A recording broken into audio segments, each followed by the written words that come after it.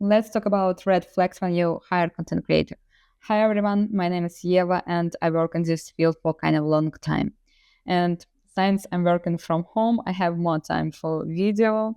And in this video, I decided to share with you this kind of important information. First red flag is they promise you big result and fast.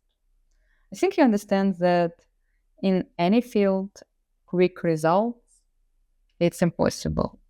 Obviously, more you put money on this, more you hire people, it becomes faster and easier. But overall, in general, quick result, it doesn't work. Real growth takes time and consistency. But some people will tell you anything for you to buy. Second red flag, they don't ask about your audience.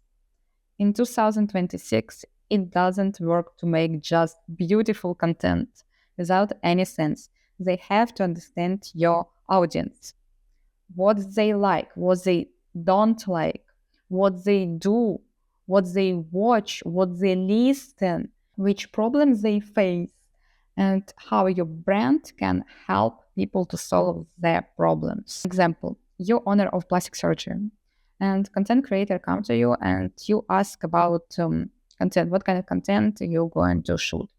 And they just tell you that like it's kind of obvious for people who wants to have plastic surgery, but it's not obvious. I work in plastic surgery. I saw many content of different companies. And what for me was kind of interesting that there are a lot of companies who makes dirty jokes in their social media. For me, if I would be a client, I wouldn't want to go to doctor who makes these dirty jokes. But for some people, it's fine. That's why you have to understand your audience if they're okay even with these dirty jokes. Because if you will post something with dirty jokes, for example, and person won't like it, they will never back to you. And when I worked with plastic surgery, we had different approach. For us, it was very important to make everything kind of clear, without jokes, just professional content, because we had this kind of patients and they wanted watch this, not dirty jokes. And it's just simple example. It goes much more deeper. Number 3, they promise you that you can grow without any budget on ads. And it doesn't work for companies.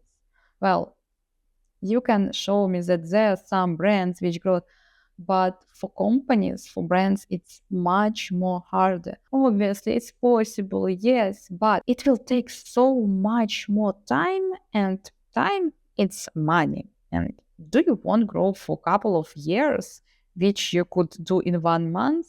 It's up to you. I learned it 5 years ago when I worked with one company, and in that moment, I made videos for them, made content for social media, and we little by little we grow. And people liked our content. We had our fans, we would say. But the owner came to me and he said, let's hire a blogger who will promote us and let's do advertising in Instagram and Facebook. I watched the prices and I felt kind of bad about this because we will spend so much money on this. And I thought maybe we can do something else. Maybe we can make up with free ideas. But he said me very good thing that I'm paying you as content creator. And this is money. And I want to make even more money. That's why it will give us fast way. You create content. But what's the sense of this? It's a couple of thousands people watch this. If we can show it to more people. And it was so good idea that actually we're not wasting money. We invest them. And any good content need little push. Of course, you can spend years on this. Number 4, they focus on viewers and subscribers, not your customers. In 2026, it doesn't work. A lot of people can just buy these subscribers, and subscribers, it doesn't mean that they will buy from you. It has to be your potential customers. Because, for example, if you have very nice restaurant, and what's the sense of your subscribers if they not going even visit your city?